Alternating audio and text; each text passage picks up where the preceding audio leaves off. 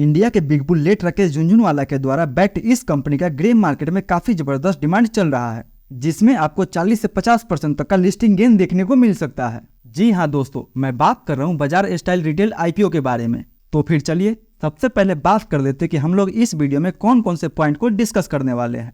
तो दोस्तों, इस वीडियो में हम लोग सबसे पहले बात करेंगे इस कंपनी के GMP के बारे में कि ग्रे मार्केट में अभी इसका क्या डिमांड चल रहा है, एंड उसके बाद इस कंपनी के बारे में, इस कंपनी के पीयर ग्रुप के बारे में, इस कंपनी के फंडामेंटल के बारे में, इसके IPO डिटेल के बारे में, एंड दोस्तों सबसे लास्ट में हम लोग बात करेंगे इस वीडियो के कंक्लूजन के बारे में कि इस IPO में आपको अप्लाई करनी चाहिए या फिर नहीं करनी चाहिए, एंड अगर अप्लाई करनी चाहिए तो लिस्टिंग गेन के हिसाब से करनी चाहिए या फिर लॉन्ग टर्म के हिसाब से करनी चाहिए। तो दोस्तों इस वीडियो को अंत तक जरूर देखें, हो सके तो 1.5 की स्पीड पे देख ले, पर इस वीडियो को पूरा देखें जिससे आपको इस IPO के साथ क्या करनी चाहिए उसका एक क्लियर पिक्चर मिल सके। तो फिर चलिए बिना आपका समय गवाए सीधा वीडियो में आगे बढ़ते हैं और सबसे पहले बात कर लेते हैं इस IPO के GMP के बारे में। तो दोस्तों बात अगर हम इस IPO के GMP के बारे में करें तो ग्रे मार्केट में अभी इसका डिमांड 35 से 40% के आसपास चल रहा है। तो अगर 40% के हिसाब से भी देखा जाए तो पर शेयर पे हमें 155 रुपये का प्रॉफिट बता रहा है और 30 शेयर का लॉट है, उस हिसाब से लगभग हमें 6000 रुपये तक प्रॉफिट देखने को मिल सकता है पर लॉट पे।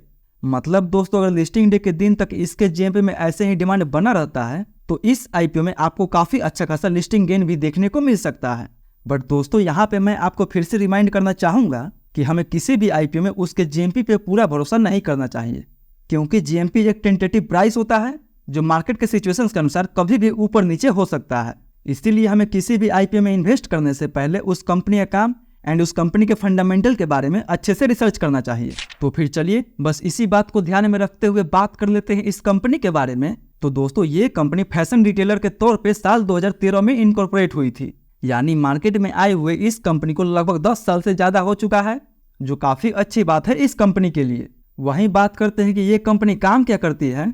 तो दोस्तों ये कंपनी एक फैशन रिटेलर है जो ज्यादातर वेस्ट बंगाल एंड उड़ीसा में कंसंट्रेटेड है। यानी दोस्तों अगर सिंपल भाषा में समझे तो ये V-मार्ट की तरह एंड V2 की तरह एक मॉल है जो मेंस, वोमेंस, बॉयज, गर्ल्स के कपड़ों के साथ होम फर्निशिंग का भी प्रोडक्ट सेल करती है। एंड अभी फिलहाल इस कंपनी का प्रेजेंस टोटल 9 स्टेट में है, जिसमें उड़ीसा, बिहार, असम, झारखंड, आंध्र प्रदेश, उत्तर प्रदेश, त्रिपुरा, छत्तीसगढ़ शामिल है। यानी देखा जाए तो इन 9 स्टेट में कंपनी का लगभग 173 के आसपास तक स्टोर खुला हुआ है, जो काफी अच्छी बात है इस कंपनी के लिए कि इस कंपनी का रेवेन्यू केवल 1-2 स्टेट पर निर्भर नहीं है। तो दोस्तों ये तो हो गया इस कंपनी के बारे में। आई होप कि ये कंपनी काम क्या करती है वो आपको अच्छे से समझ में आया होगा। वहीं अब हम लोग बात कर लेते हैं इस कंपनी के पीयर ग्रुप के बारे में। तो दोस्तों मार्केट में इसी के जैसे 2 सिमिलर कंपनी है जो पहले से लिस्टेड है, एक है V-मार्ट रिटेल एंड दूसरा है V2 रिटेल। एंड अगर इन दोनों का हम पिछले 5 सालों का रिटर्न का कंपेयर करें तो ये दोनों कंपनी पिछले 5 सालों में हमें काफी अच्छा खासा रिटर्न भी बना के दिया है। यानी V-मार्ट ने तो लगभग 108% का रिटर्न, जबकि V2 ने लगभग 1000% का रिटर्न दे चुका है। सो दोस्तों इसके पीयर ग्रुप को देख के हम अंदाजा लगा सकते हैं कि इस इंडस्ट्री में लॉन्ग टर्म में काफी ग्रोथ हमें देखने को मिल सकता है। बट वहीं अगर इस कंपनी का हम इसके पीयर के साथ कंपेयर करें और ये देखने की कोशिश करें कि ये IPO हमें महंगी वैल्यूएशन पे मिल रही है या फिर हमें सस्ती वैल्यूएशन पे मिल रही है, तो दोस्तों अगर हम बाजार स्टाइल का अर्निंग पर शेयर देखें तो इसका अर्निंग पर शेयर लगभग 3 रुपए के आसपास है, जबकि V-मार्ट का अर्निंग पर शेयर माइनस में है एंड V2 का अर्निंग पर शेयर लगभग 8 रुपए के आसपास है। यानी इसका अर्निंग पर शेयर तो V-मार्ट से अच्छा है पर V2 से कम है। लेकिन वहीं अब अगर हम इसके रिटर्न ऑन नेटवर्थ के साथ कंपेयर करें तो बाजार स्टाइल एंड V2 का रिटर्न ऑन नेटवर्थ लगभग सेम है, जबकि V-मार्ट का रिटर्न ऑन नेटवर्थ लगभग माइनस में देखने को मिला है। लेकिन अगर हम इन तीनों को P वाइज कंपेयर करें कि इनमें से किस IPO का वैल्यूएशन सबसे ज्यादा रखा गया है, तो दोस्तों बाजार स्टाइल का P रेशियो लगभग 132 के आसपास है, जबकि V2 का P रेशियो लगभग 138 के आसपास है। बट अगर V-मार्ट के बारे में बात की जाए तो दोस्तों इसका अर्निंग पर शेयर तो माइनस में ही है, तो इसका P रेशियो भी हमें माइनस में ही देखने को मिलेगा। तो अगर इनके P रेशियो को देखते हुए अगर हम बात करें कि बाजार स्टाइल हमें महंगी वैल्यूएशन पे मिल रही है या फिर सस्ती वैल्यूएशन पे मिल रही है, तो दोस्तों ये कंपनी तो अपने पीर के मुकाबले भी एंड अपने इंडस्ट्री के मुकाबले भी अपना IPO एक फेयर वैल्यू पे ला रही है। क्योंकि अगर इसका हम इंडस्ट्री P के बारे में बात करें तो दोस्तों अभी इसका इंडस्ट्री P लगभग 150 के आसपास है एंड अभी इसका P लगभग 132 के आसपास है। यानी हम ये भी नहीं बोल सकते हैं कि ये IPO हमें काफी सस्ती वैल्यूएशन पे मिल रही है और ना ही ये IPO हमें काफी महंगी वैल्यूएशन पे भी मिल रही है। यानी इसका वैल्यूएशन अभी तक फिलहाल फेयर रखा गया है, जो काफ़ी अच्छी बात है इन्वेस्टर्स के लिए। वहीं दोस्तों अब अगर हम इसके फंडामेंटल के बारे में डिस्कशन करें तो इसके रेवेन्यू में तो हमें ईयर ऑन ईयर बेसिस पे काफ़ी अच्छा खासा ग्रोथ देखने को मिल रहा है, क्योंकि जहां FY22 में इसका रेवेन्यू लगभग 550 करोड़ के आसपास था, वहीं FY24 में इसका रेवेन्यू बढ़ के 972 करोड़ के आसपास हो गया। यानी कंपनी का जो सेल्स है ईयर ऑन ईयर बेसिस पे काफ़ी अच्छा खासा ग्रो हो रहा है। वहीं अगर रेवेन्यू के तुलना में कंपनी के टोटल प्रॉफिट के बारे में बात करें तो दोस्तों कंपनी के प्रॉफिट में भी हमें 2023 से काफ़ी अच्छा खासा ग्रोथ देखने को मिला है, क्योंकि जहां FY22 में ये लगभग 8 करोड़ के आसपास लॉस में थी, वहीं FY23 में ये 8 करोड़ के लॉस से 5 करोड़ का प्रॉफिट दिखाई एंड FY24 में इसका प्रॉफिट 5 करोड़ से बढ़ के लगभग 22 करोड़ के आसपास हो चुका है। यानी देखा जाए तो केवल एक साल में इसके प्रॉफिट में 4 गुना से ज़्यादा हमें इंक्रीज देखने को मिला है, जो कि काफ़ी अच्छी बात है इस कंपनी के लिए। यानी रेवेन्यू एंड प्रॉफिट के मामले में तो ये कंपनी काफ़ी हमें अच्छी नज़र आ रही है। वहीं इसका ROE लगभग 11%, ROCE 19%, डेप्ट टू इक्विटी 0.76 का एंड प्रॉफिट मार्जिन लगभग 2% के आसपास है।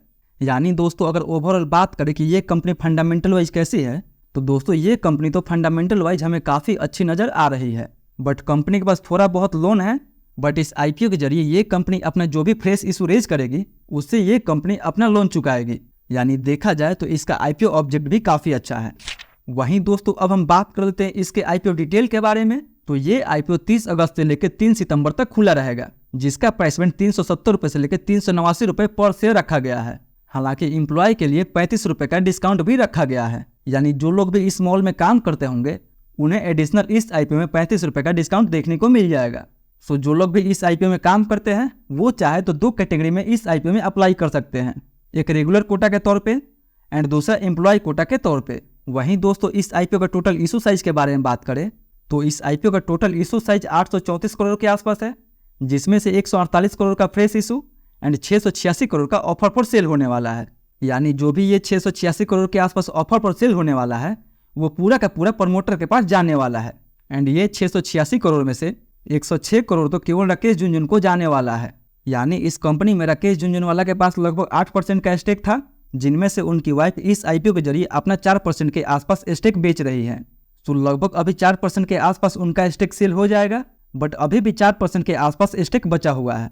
बट वहीं अगर बात करें इसके फ्रेश इशू के बारे में तो दोस्तों कंपनी जो भी 148 करोड़ के आसपास कंपनी फ्रेश इशू रेज करेगी उससे ये अपना टोटल का टोटल लोन चुकाएगी। वहीं मिनिमम हम इसमें 1 लॉट अप्लाई कर सकते हैं, 1 लॉट में हमें 38 शेयर मिलेगा, जिसके लिए हमें 14,782 रुपये तक इन्वेस्ट करना होगा।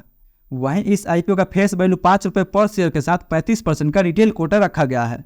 यानी देखा जाए तो रिटेल के लिए भी इस IPO में काफ़ी अच्छा खासा मौका बनने वाला है।